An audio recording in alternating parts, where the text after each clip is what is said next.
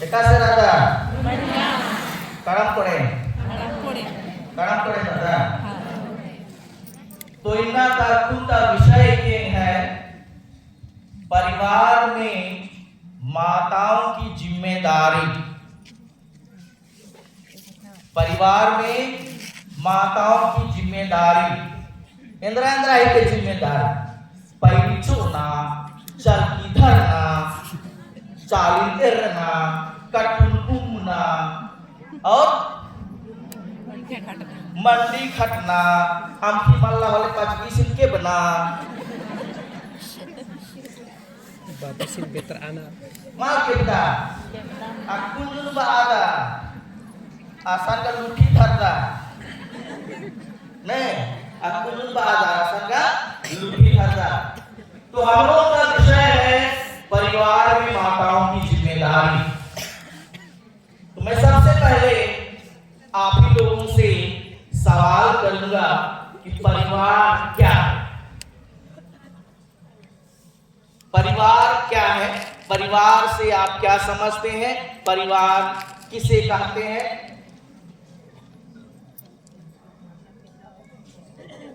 इंदिरा के परिवार माता पिता और बच्चे, बाकी लोग नहीं रहते हैं परिवार ना, बाकी लोग नहीं रहते हैं, केवल माता पिता और बच्चे परिवार में रहते हैं। क्या है तो परिवार क्या है? परिवार एक समुदाय है। क्या है? परिवार एक समुदाय है जहां दो या दो से अधिक व्यक्ति एक साथ मिलकर के रहते हैं, जहां एक दूसरे का आदर होता है, जहां एक दूसरे का सम्मान होता है, जहां एक दूसरे की बातों को सुना जाता है, एक दूसरे के साथ प्यार किया जाता है, उसे हम क्या कहते हैं? परिवार कहते हैं। उसे हम क्या कहते हैं? परिवार कहते हैं। अब दूसरा सवाल है, परिवार कितने प्रकार के होते हैं? कितने प्रकार के होते हैं?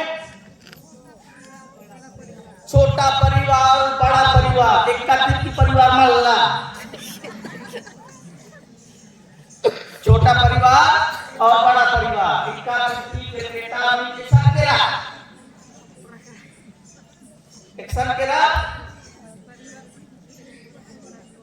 तो हमने कहा परिवार दो प्रकार के होते हैं, एक होता है एकल परिवार और दूसरा होता है संयुक्त परिवार। एकल परिवार में माता पिता और बच्चे रहते हैं, संयुक्त परिवार में माता पिता, बच्चे, दादा दादी, नाना नानी, जितने भी परिवार के सदस्य हैं वो सब एक साथ रहते हैं। हम एफेसियों के नाम संत पौलुस के पत्र अध्याय 5 पद संख्या 21 से 33 तक में मसीही परिवार के बारे में सुनते हैं, मसीही आदर्श परिवार के बारे में सुनते हैं। और ये आदर्श परिवार के निर्माता और नींव कौन है? ये आदर्श परिवार के निर्माता और नींव कौन है? तो हम उसी पर चर्चा करेंगे। हमने कहा परिवार एक समुदाय है जहां दो या दो से अधिक व्यक्ति एक साथ रहते हैं, जहां एक दूसरे का आदर होता है, सम्मान होता है, लोग एक दूसरे की ख्याल करते हैं, प्यार करते हैं। हमने सामाजिक दृष्टिकोण से दो परिवार की चर्चा की, एक एकल परिवार और दूसरा है संयुक्त परिवार। अब हम परिवार के दृष्टिकोण से भी थोड़ा सा चर्चा करेंगे। एक होता है अस्थायी परिवार और दूसरा होता है स्थायी परिवार। अस्थायी परिवार वह समुदाय होता है जिसे निश्चित समय के लिए, निश्चित उद्देश्य की पूर्ति के लिए बनाया जाता है, गठित किया जाता है। जैसे कि अभी आप यहाँ 9 बल्लियों से सभी माताएं यहाँ पर उपस्थित हैं, ये क्या है? हमारा अस्थायी परिवार है। नेला बिज्जो एकासे प्रभाव मानो माटी खाओ तो जमाना पड़ा पड़ेगा जय साहब और तुम तो जमाना है आपको का टीम का आकार एकासे को हाय तो एकासे लगी जो ढेर का आदर लेकिन नेला एकासे लोहाई बनो मंडी बनो तिनी अपन पल्ली अपन पेपा चैन करो इसके नाम है स्थायी परिवार। और तेरे आज के स्थायी परिवार में क्या हो हम किसे कहेंगे स्थायी परिवार? हम सभी का परिवार है रही तो बोला हाँ जो से बातें में भैया रखना परिवार है तो बोला नहीं जब नाम है परिवार नहीं बोले नाम पर परिवार का निकलने का नाता आइए बाबा रखता अकदा बोला हाँ और पछली किलो बोले आगे कहीं तो और आगे पछली किलो बोले और पछली किलो बोले और पछली किलो बोले पछली किलो हम बात में आगे रखना पड़ता और पछली किलो बोले आखिरी नाम में क्या कर सो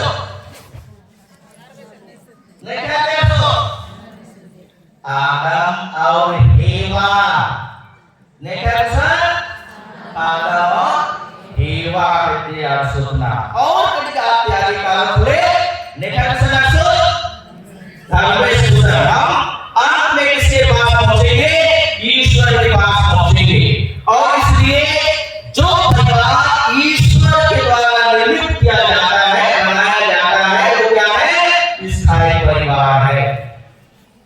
वो क्या है स्थायी परिवार है ना। जब ईश्वर ने सभी जीव जंतुओं की सृष्टि की और उसने सभी जीव जंतुओं को कैसे बनाया था कैसे काम करा था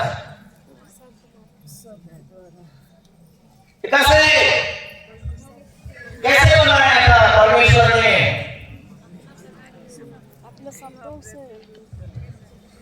अपने अपने अपने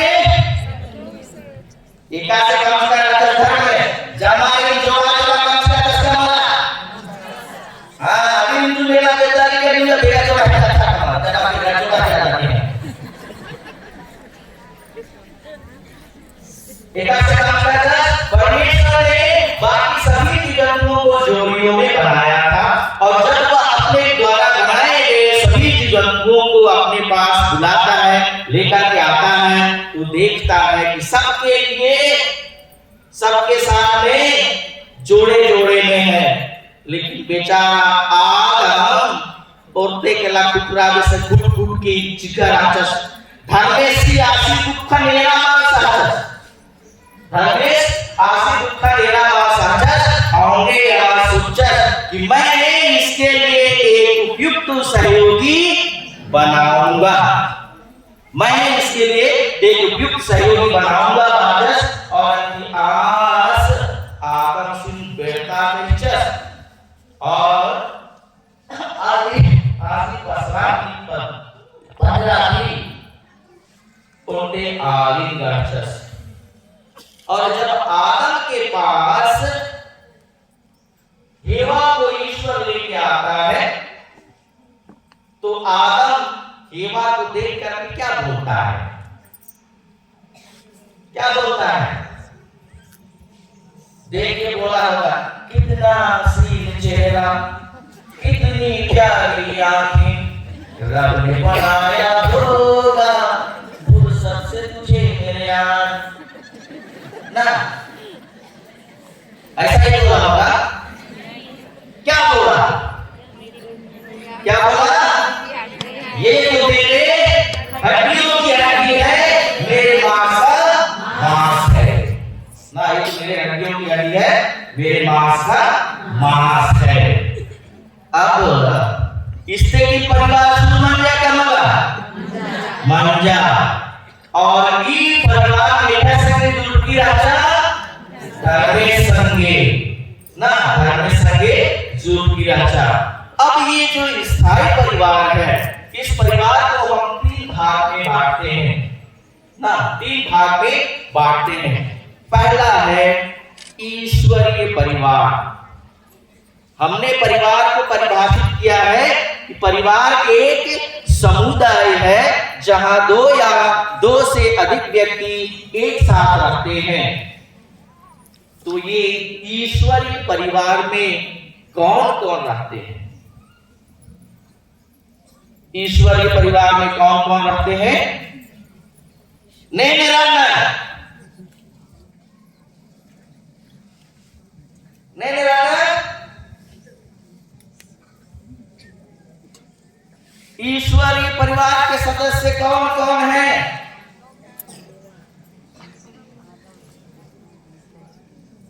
कौन कौन है? पिता, पुत्र और पवित्र आत्मा। ईश्वरीय परिवार के सदस्य कौन कौन है? आओ कड़ी जोर से बात करना, तुम मंडी साइड तक पहुंच जोर से बात। पिता, पुत्र और पवित्र आत्मा, ये कौन है? ईश्वरीय परिवार के सदस्य हैं। कौन है? ईश्वरीय परिवार के सदस्य हैं। इन तीनों के बीच में एकता है कि नहीं है?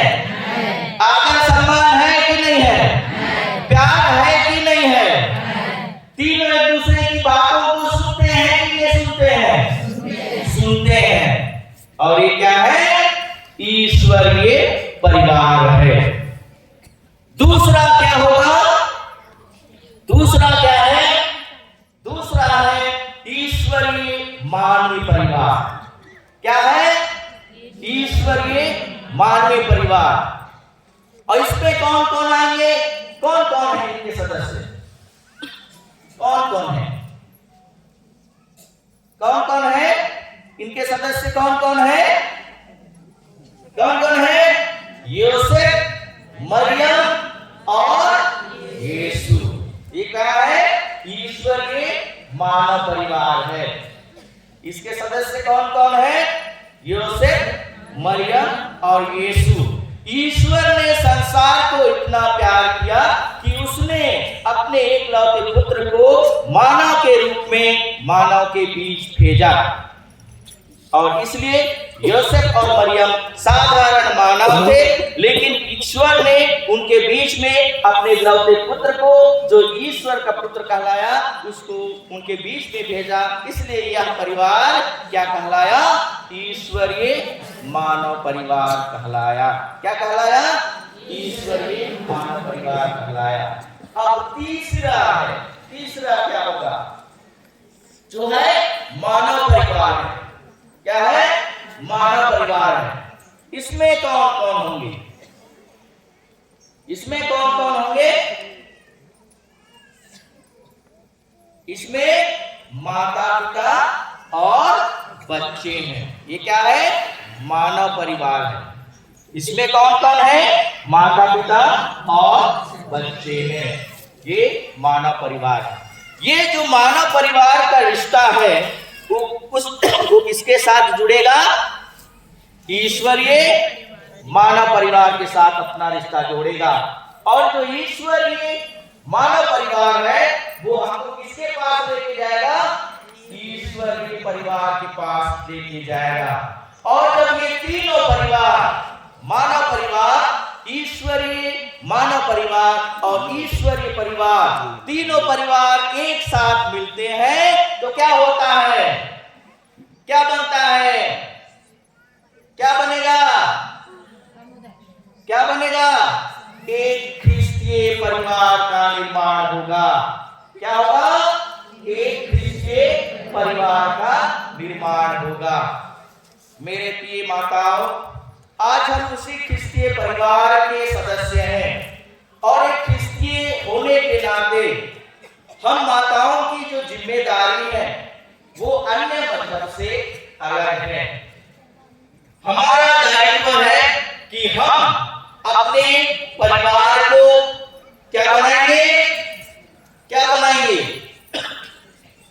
क्या बनाएंगे? ईश्वरीय निवास स्थान बनाएंगे। और इसलिए जो स्थायी परिवार है वह मानव जीवन की उत्पत्ति का नींव स्थल है। मानव जीवन की उत्पत्ति का नींव स्थल है। और इसलिए तब हम माताओं की जिम्मेदारी है क्या है? हम माताओं की जिम्मेदारी है कि आप लोगों के लिए, आप लोगों का परिवार ही क्या है? क्या है? बलि वेदी है। आप लोगों का परिवार ही आप लोगों का बलि वेदी है। और इसलिए प्रार्थना के साथ साथ आप लोगों की जो जिम्मेदारियां हैं, एक माँ के रूप में, एक पत्नी के रूप में, एक सामाजिक जीवन के रूप में, उस सभी को आपको ध्यान में रख करके अपने जीवन को आगे बढ़ाना है, आगे लेकर के चलना है।